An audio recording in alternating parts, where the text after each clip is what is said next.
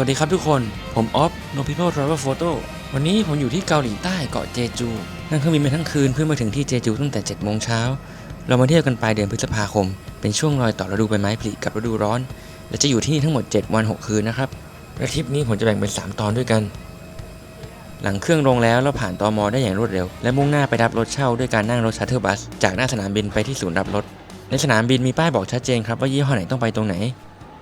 วันนี้เราเช่ารถของ Lotte Rent a Car รถใหม่ไม่มีปัญหาอะไรครับบริการดีรับรถเร็วด้วยนอกจากนั้นลูกค้าของ Lotte ยังได้ส่วนลดเข้าที่เที่ยวหลายแห่งอีกด้วยนะครับ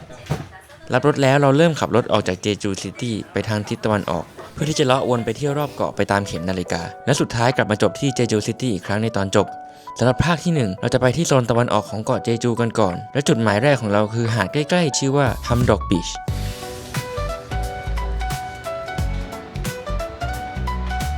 ก่อนขึ้นเครื่องมาก็หวั่นใจเล็กน้อยเพราะว่าพยากรณ์อากาศบอกว่าฝนจะตก 2-3 วันจากที่เราอยู่ที่นี่7 วันลงเครื่องมาแล้วเห็นเมฆครึ้มนิดหน่อยแต่ว่าฝนไม่ตกก็ดีใจนะครับขณะฟ้าครึ้มๆแบบนี้ยังเห็นได้ชัดว่าน้ำใสปิ๊งแค่ไหน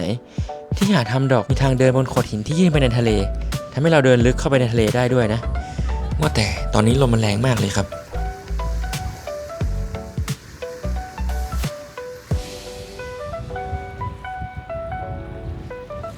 ทรายที่นี่ขาวนุ่มละเอียดจนต้องร้องออกมาว่ามันคือแป้ง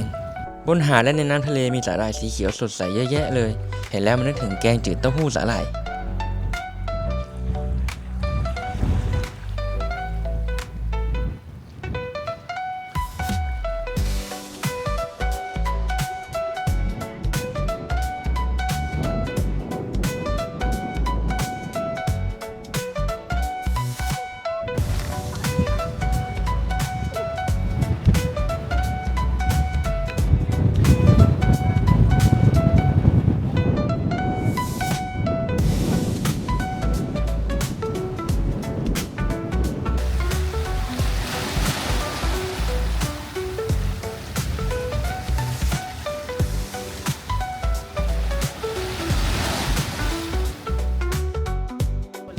ลมมันแรงจนตายแห้งเลยนะครับ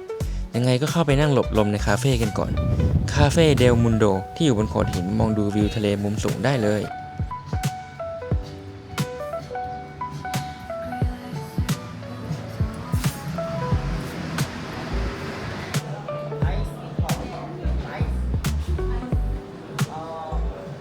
ด้านในมีเบเกอรี่หน้าตาสวยงามเยอะมาก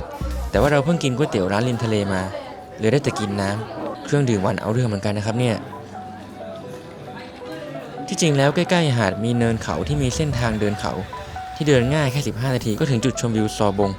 ถ้ามาในช่วงฤดูใบไม้ผลิทั่วทั้งเนินเขาจะเต็มไปด้วยทุ่งดอกคาโนล่าสีเหลืองอลามแต่วันนี้ดอกไม้ร่วงไปหมดแล้วเราก็เลยไม่ได้ไปกันนะครับ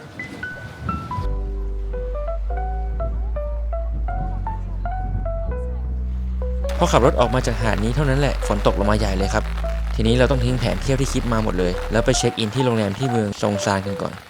ฝนมันก็ไม่หยุดสักทีเลยตัดสินใจไปหาร้านนวดซะเลยเอาเป็นว่าเราจะนอนที่นี่ทั้งหมด2 คืนด้วยกันนะครับ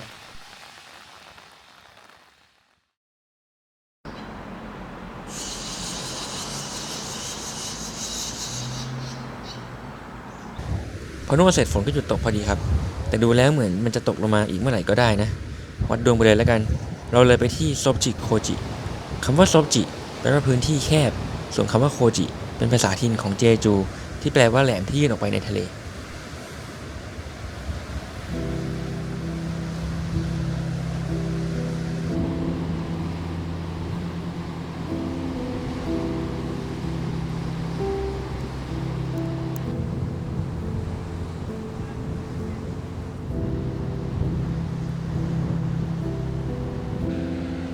มาเที่ยวแค่เกาหลีแต่ได้บรรยากาศแบบไอซ์แลนด์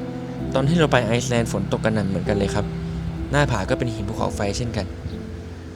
ส่วนทางเดินริมผาตรงนี้เดินง่ายๆระยะทางแค่ประมาณ1 กิโลเมตรเท่านั้นครับ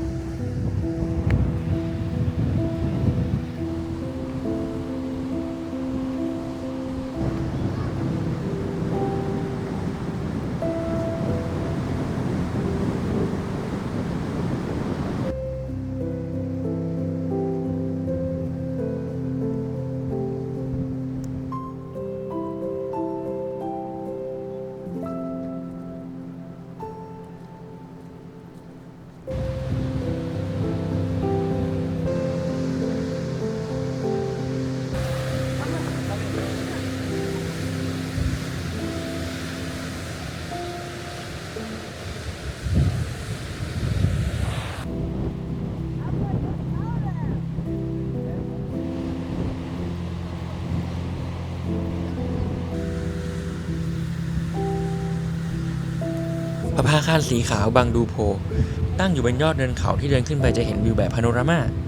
และจากตรงนี้มองเห็นยอดเขาซงซานอิงชูบงด้วยนะ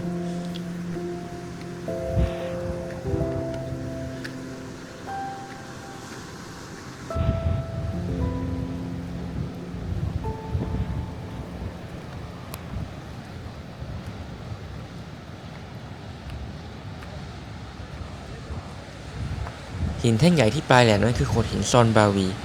ตามตำนานพื้นเมืองแล้วว่าเป็นร่างของลูกชายราชาสมุทรน่าจะคล้ายๆแบบในเรื่องไซอิ๋วนะครับยืนตรงนี้กลายเป็นหินหลังจากรอนางฟ้าที่ตัวเองรักไม่มาแต่งงานตามนัด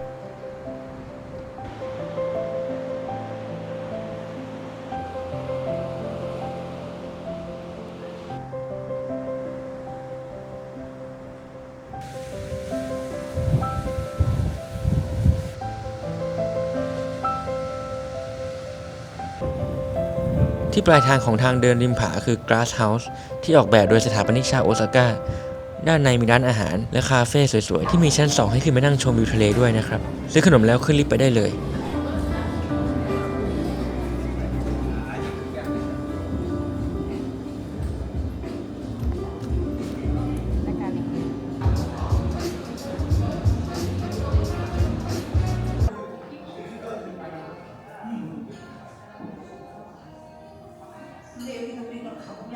ทีนี้มันบันเทิงแบบนี้ครับ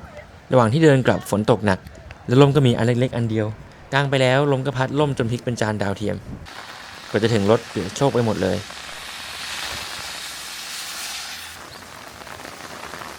เย็นนี้เราจบวันที่ร้านหมูย่างข้างโรงแรมร้านชื่อว่าอิโอดงนอกจากหมูแล้วร้านนี้มีเมนูอื่นด้วยและผมแนะนำให้สั่งหอยเป๋าฮื้อเลยครับย่างกับเนยแล้วหอมและเนื้อนุ่มมากมาเจจูต้องกินหมูดำที่เป็นที่ภาคภูมิใจของคนเจจูเวลาที่พนักงานร้านเขาย่างให้หมูมันสุกกำลังดีนุ่มมากครับหมูดำเจจูเป็นสายพันธุ์เฉพาะของเขาเลยนะครับว่ากันว่าหมูดำเจจูมีไขมันที่กรุบกรอบเพราะจุดละลายจะอยู่ที่อุณหภูมิที่สูงกว่าเนื้อหมูทั่วไปแล้วที่เจจูยังมีน้ำจิ้มที่ทำจากปลาหมักคอนเซ็ปต์น่าจะคล้ายๆน้ำปลาหรือแองโชวีจิ้มแล้วเค็มๆนัวๆคล้ายๆน้ำปลาเหมือนกันนะ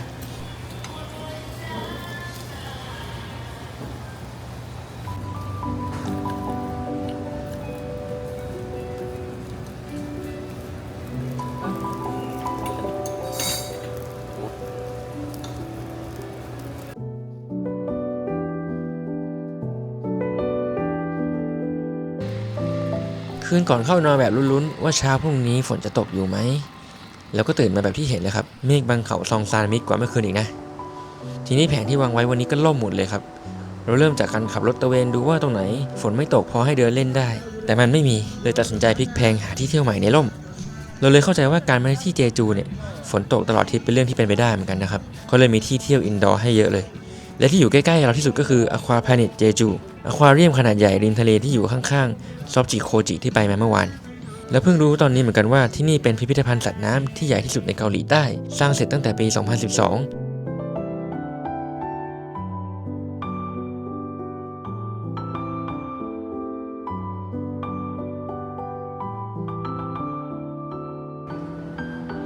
ใช่ปะ Admission Free Aquarium ค่าเข้าคนละ 45,500 วอนหรือประมาณ 1,100 บาทต่อผู้ใหญ่1คนนะครับ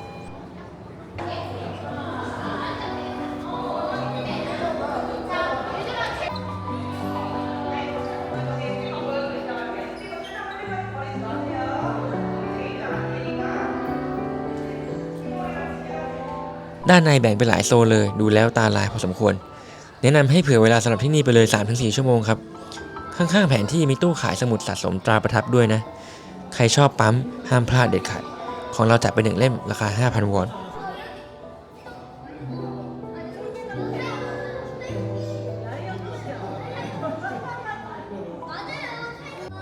นี่ผมพาทุกคนมาดูปลาอะไรกันนี่ที่หัวมีรองเท้าแตะติดอยู่ปลานี้คือเหาฉลามที่เขามีหัวเหมือนพื้นรองเท้าเอาไว้ดูดติดกับพื้นผิวอย่างผิวหนังของปลาตัวใหญ่เรือประมงและอื่นๆที่เขาเอาหัวไปติดไว้เพื่อรอกินเศษอาหารจากปลาใหญ่ครับหรือเพื่อจะได้เคลื่อนย้ายในทะเลโดยที่ไม่ต้องว่ายเองด้วยนะปลาอะไรเนี่ยโคตรภาระเลย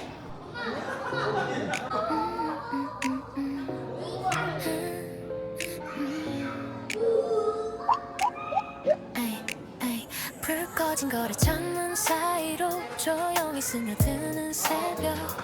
의미 없는 이야기들도 누워있으면 길어져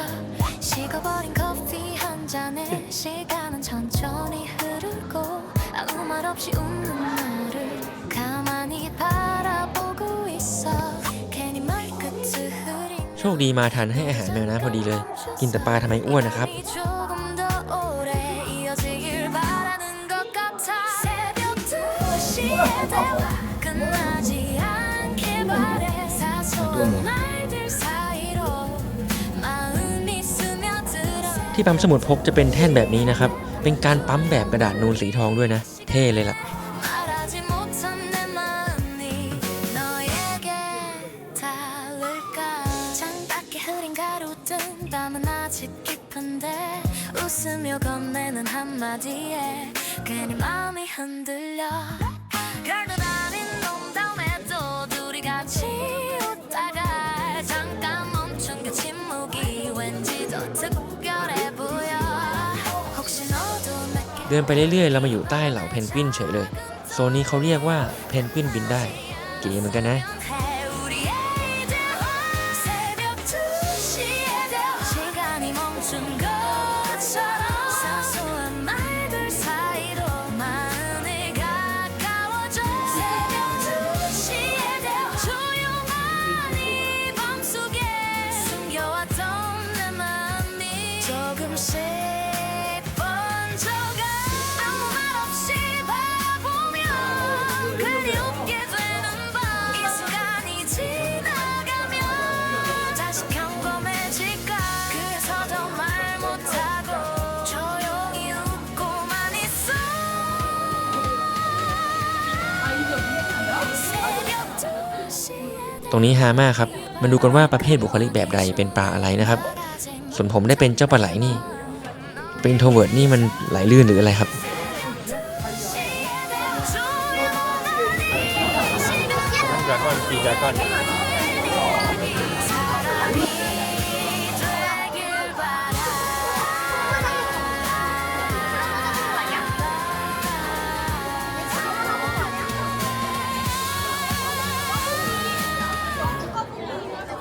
언니 무기가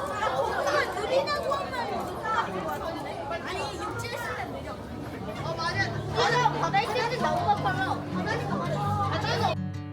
ที่ช็อกมากคือในนี้มีเต่าทะเลในตู้ด้วยนะครับ น้องเต่าถูกเรสคิวมาจากที่เขาประสบภัยจากการทำประมง บางตัวก็บาดเจ็บจนกลับไปใช้ชีวิตในทะเลไม่ได้เลยนะ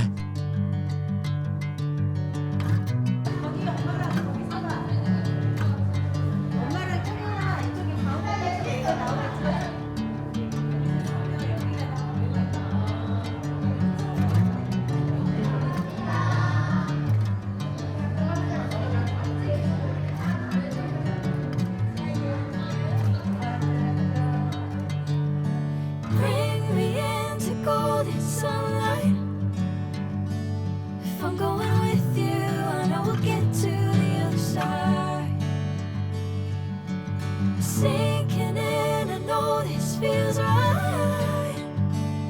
Catching a breeze, love moving through me like a wildfire, like a wildfire.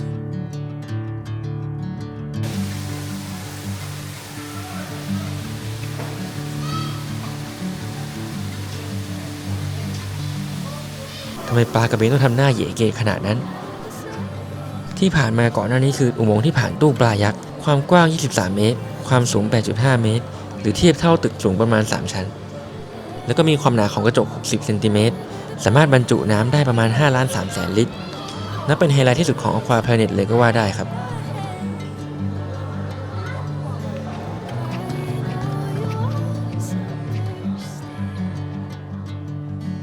Bring me into golden sunlight. If I'm going with you, I know we'll get to the other side. Sinking in, I know this feels right. Catching a breeze, love moving through me like a wildfire, like a wildfire.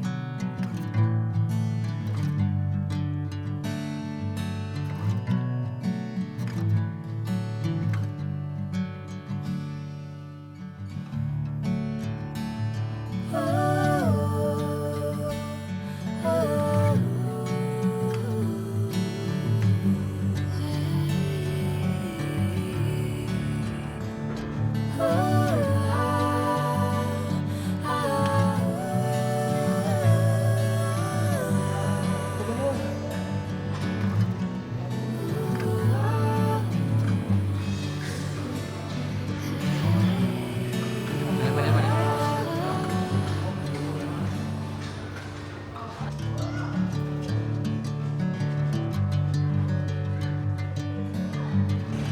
ทุกคนมาดูนี่เหล่าปลาอารมณ์ดีที่ยิ้มไม่หยุด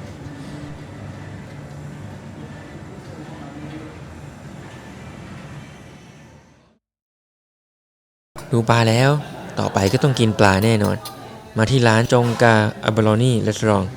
ที่นี่มีข้าวอบหอยเป๋าฮื้อและปลาดาบเงินที่มีชื่อเสียงของเกาะเจจู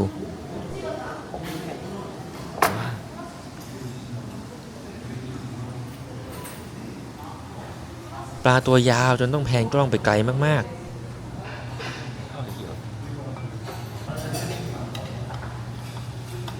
ส่วนข้าวนี่อบเครื่องในหอยสีเขียวมาด้วยอันนี้ชอบเลยครับรสชาติอูมามิ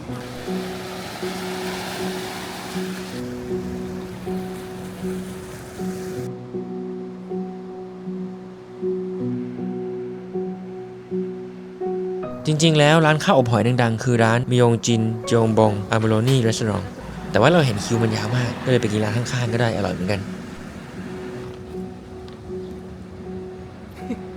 โวจงรีบีชหาดที่เรากะว่าจะมาตั้งแต่เมื่อวานถ้าฝนไม่ตกไปซะก่อนแวะเข้าไปนั่งดูบรรยากาศเทาๆที่คาเฟ่โมโมนกันครับเครื่องดื่มก็ยังหวานเจี๊ยบเหมือนเดิมโวจงรีแปลว่าหมู่บ้านจันเซี่ยวตามรูปทรงของชายหาดคาเฟ่แถวนี้เลยมีแต่ชื่อมูนนั่นมูนนี่เยอะแยะไปหมดฝนเริ่มตกอีกแล้วนะครับเราเลยต้องมาหลบฝนที่เจจูแฮนโยมิวเซียมถ้าใครมาวันพุธสุดท้ายของเดือนที่นี่จะเปิดให้เข้าฟรีนะครับสำหรับวันอื่นๆค่าเข้าก็ไม่ได้แพงอะไรเลยแค่ 1,100 วอนเท่านั้นเองพิพิธภัณฑ์ความเป็นมาของเหล่าแม่หญิงทะเลแห่งเจจูเป็นอาชีพเก่าแก่ของหญิงชาวเจจูที่ต้องตรากตรำทำงานหาเลี้ยงครอบครัวด้วยการดำน้ำหาหอยหาปลาสาหร่ายแบบไม่ต้องใช้ถังออกซิเจนเป็นอาชีพที่เหลือน้อยคนที่จะทำเพราะปัจจุบันหันไปทำงานในเมืองกันหมดเลยทำให้เหลือแต่แม่ป้ายายๆเท่านั้นด้านในจำลองบ้านโบราณของชาวเจจูเอาไว้ให้เราได้เห็นวิถีชีวิตของชาวแฮนยอห้องหับที่หลับนอนเป็นแบบไหนข้าวปลาที่กินเป็นยังไง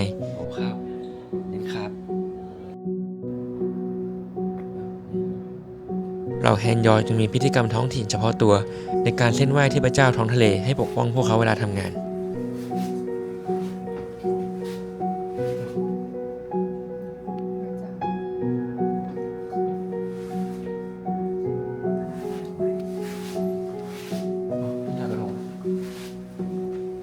นี่ครับมีเทศกาลลอยกระทงด้วยแต่กระทงอย่างเท่เลยนะเครื่องแต่งกายในการดำน้ำของพวกเขาก็เรียบง่ายมากไม่มีชุดประดาน้ำหรือถังออกซิเจนอะไรเลยมีแต่ถุงตะข่ายใส่หอยฉมวกแทงปลาทุ่นลอยน้ำและแท่งตะกั่วถ่วงน้ำหนักและแฮนยอสามารถกั้นหายใจดำน้ำได้ 2-3 นาทีต่อครั้ง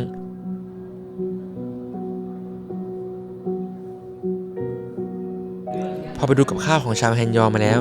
ก็เลยต้องมาลองกินของจริงกันหน่อยบะหมี่เย็นแบบจริงใจเพราะในซุปเป็นน้ำแข็งด้วยแล้วเขาต้มหอยเป๋าฮื้อแบบเดียวกับที่เห็นในพิพิธภัณฑ์เลยครับกินอิ่มแล้วเราจบวันที่2ตรงนี้กลับไปนอนภาวนาให้พรุ่งนี้ฝนเลิกตกกันต่อครับ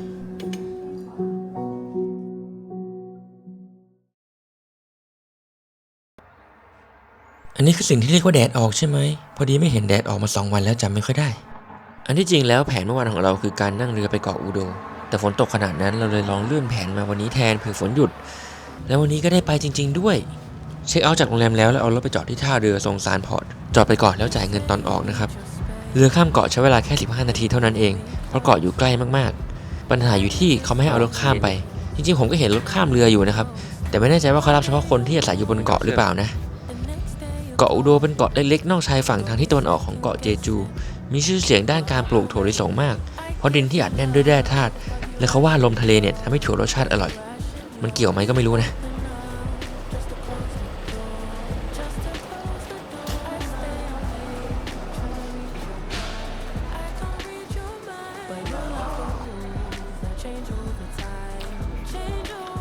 เข้ามาในอาคารแล้วต้องทำ2 อย่างครับอันแรกคือกรอกใบ boarding pass สำหรับทั้งขาไปและขากลับแล้วก็ซื้อตั๋วที่ตู้อัตโนมัติที่จ่ายด้วยบัตรเครดิตก็ได้เรือจะออกทุกๆครึ่งชั่วโมงต้นกับกลางชั่วโมงเรือแรกเริ่ม 8 โมงเช้าและลำสุดท้าย 6 โมงเย็นมีเวลาเปลี่ยนบ้างตามฤดูกาลนะครับซื้อตั๋วเสร็จแล้วก็เดินตามมาเลยครับไปขึ้นเรือกัน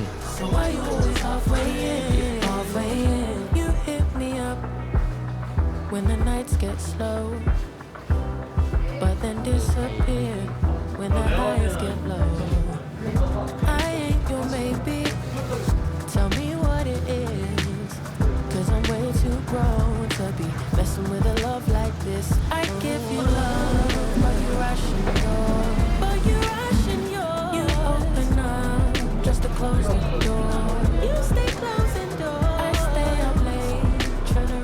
บนเรือมีที่นั่งชั้น2แบบนั่งพื้นและที่นั่งชั้น3ดาดฟ้าเป็นแบบไม้นั่งดูวิว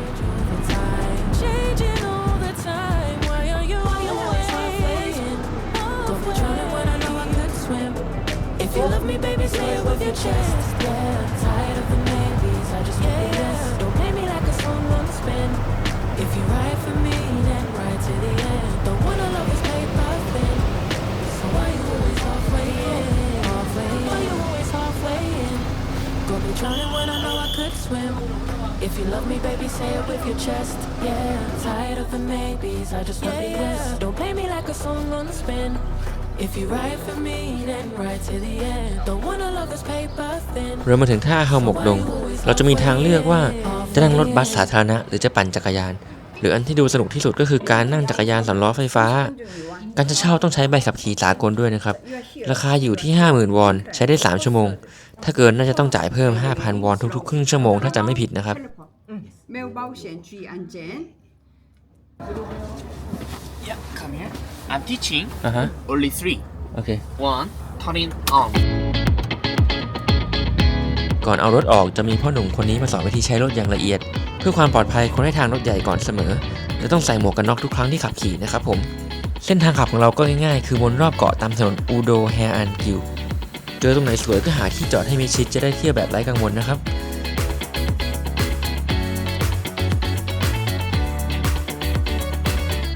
จุดนี้คือประภาคารมังรูจุดเหนือสุดของเกาะอูโดเลยนะแวะชมวิวกันก่อน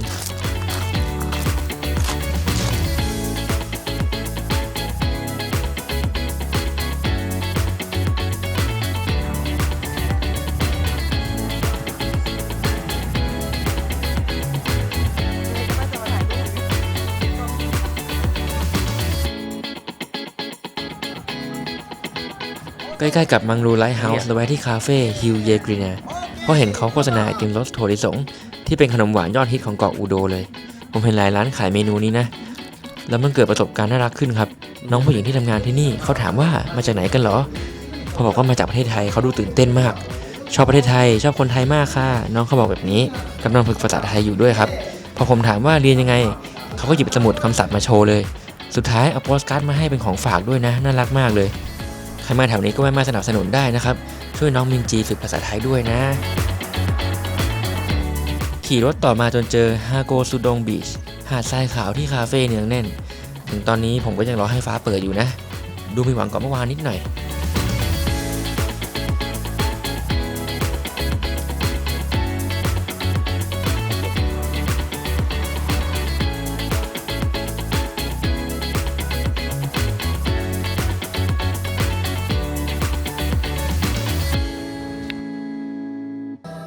ที่นี่มีร้านขนมที่คนแห่มาซื้อขนมกันเยอะมากครับที่นี่คือร้านอูโดแซนที่มีของดีอย่างแซนด์วิชคุกกี้ประกบเนยถั่วเราเองก็ไม่ได้กินขนมที่ร้านเขาหรอกเพราะว่าเพิ่งกินไอติมไปก่อนหน้านี้นะแต่เห็นคนซื้อกลับบ้านคนละ 5-6 กล่องแล้วมันรู้สึกโฟโมเลยซื้อบ้าง 3-4 กล่องว่าจะเอาไปฝากคนที่บ้านพอกลับมาถึงบ้านแกะกินดูอันนึงเอาเฮ้ยของดีนี่นาทีนี้แทบไม่เหลือฝากคนอื่นเลยครับนอกจากนั้นในร้านยังมีขายของฝากน่ารักเยอะเลยBabe, I don't even care if we stay home, put our to-do list on ice. We crank the AC to 79 and make a little island right here. And there ain't a palm tree in sight, but there's not a cloud in your blue eyes. If we need a drink, I'll be the bartender. I got a fifth of Patron and a blender. Baby, slipping on a swimsuit is overrated. We don't need a beach to get a half-naked. Life's too short, let's not waste it, 'cause paradise is wherever we make it. เดินมาร้านบลองโรเชอร์ที่อยู่ใกล้ๆกันแต่ว่าร้านนี้อยู่ริมโขดหินเหนือชายหาดตอนแรกคิดว่าจะกินแค่น้ำอย่างเดียวนะแต่หันไปเห็นชีสเค้กเลยเสียท่าจนได้แต่ผมว่าขนมหวานที่เจจูเนี่ยยังต้องพัฒนาอีกเยอะเลยนะครับบอกแนวนิดนึงครับร้านอุโดอิมีตราประทับให้คนชอบปั๊มถ้าไม่ได้พกสมุดมาเองก็ซื้อโปสการ์ดไปเลยครับด้านในร้านมีของน่ารักเยอะมากเลยจริงๆ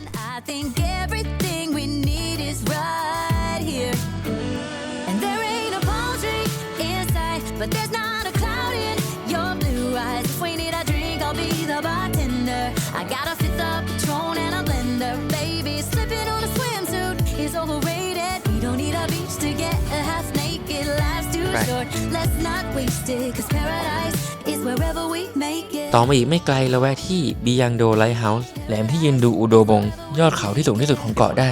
และยังมีโอกาสให้ได้เห็นป้ายแฮนยอหาหอยอยู่ด้วยนะครับ Oh, this view of you, it's got everything I need. Yeah, the rooms, they're cheap. And if we don't wanna, we don't ever, ever, ever have to leave. Yeah, there might not be a palm tree inside, but there's not a cloud in your blue eyes. If we need a drink, I'll be the bartender. I got a fifth of Patron and a blender. Baby, slipping on a swimsuit is overrated. We don't need a beach to get a half naked. Life's too short, let's not waste it. 'Cause paradise is wherever we make it. Oh, nice. เดี๋ยวดิ Paradise is wherever we make it. Paradise is wherever we make it. ที่เลยไปทางที่อื่น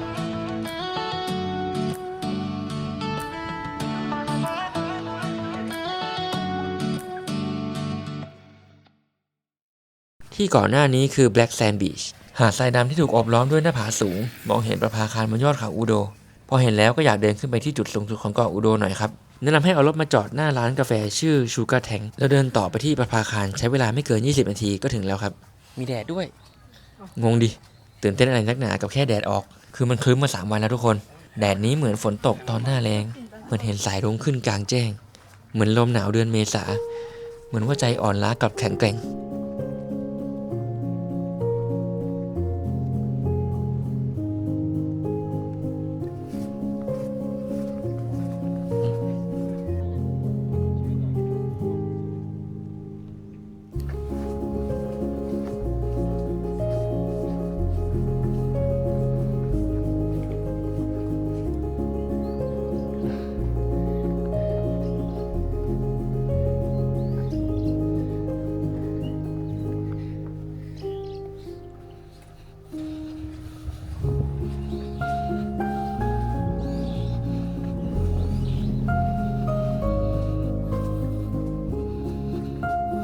อุโดไลท์เฮาส์มันมีอยู่2หลังครับ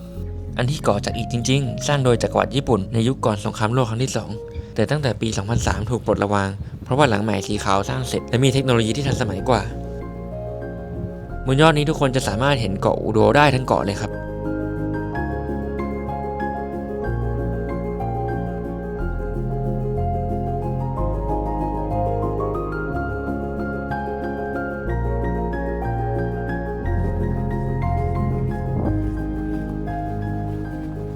ขาเดินลงผมจะพาเดินไปทางริมผาแทนดูวิวกันก่อน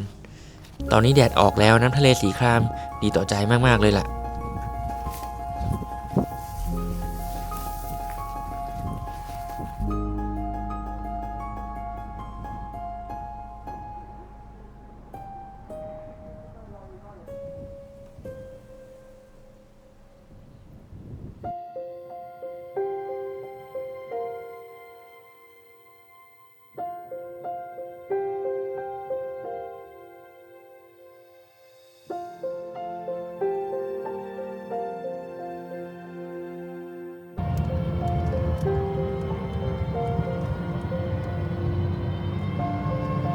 ลงเขามาแล้วแล้วมุ่งหน้าไปที่ท่าเรือเพื่อจะกลับเจจูกัน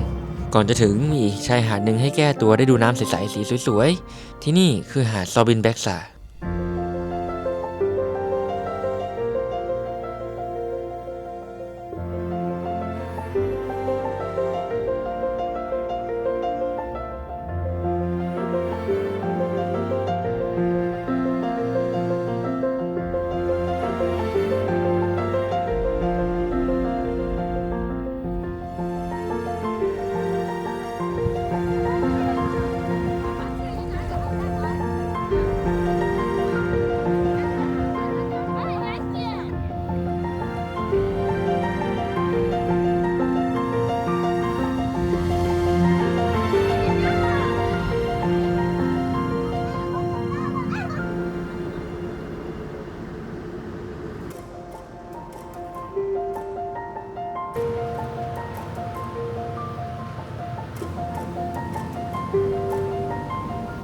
ทีแรกก็กะจะไปเกาะอุโดแค่ครึ่งวันแต่เอาเข้าจริงกลับมาก็ 3-4 โมงเข้าไปแล้วครับก่อนจะหมดวันเรามีอีกที่หนึ่งที่ติดค้างอยู่จากวันแรกที่ฝนตกหนัก จะพาทุกคนไปเดินขึ้นเขาซองซานอิจูบงกันครับที่นี่ได้ชื่อว่า Sunrise Peak เพราะบนยอดนั้นเห็นพระอาทิตย์ขึ้นก่อนใครในเจจูการเดินขึ้นไปบนยอดมีค่าเข้า 5,000 วอนหรือประมาณ100 บาทค่าเข้าราคาแบบนี้คุ้มค่ากับทางเดินที่ทำมาอย่างดีดูสวยงามด้วยนะครับ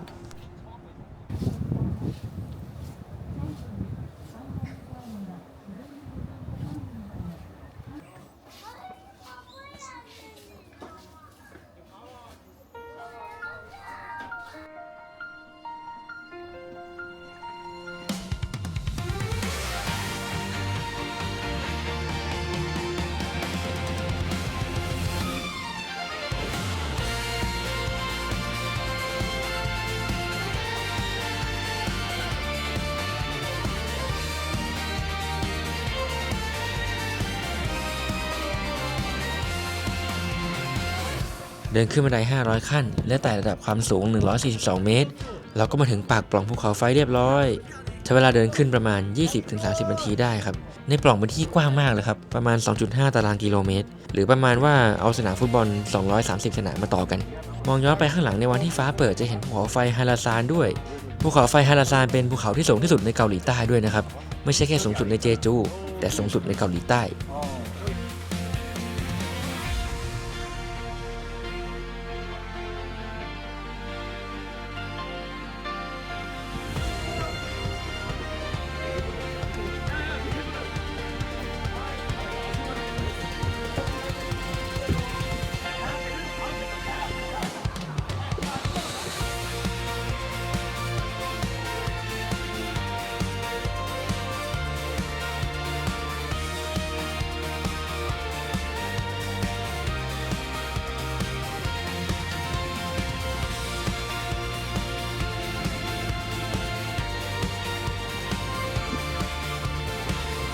ถ้าลงจาก Sunrise Peak ยังแรงเหลือทุกคนก็ตามเราไปที่ริมหาดด้านล่างกันครับตรงนี้มีร้านทะเลย่างที่แฮนยอจับขึ้นมาสดๆจริงๆแล้วถ้าใครมาตอนบ่าย 2ของทุกวันจะมีโชว์งมหอยด้วยนะครับแต่เราพลาดตลอดทั้ง3 วันเลยนะ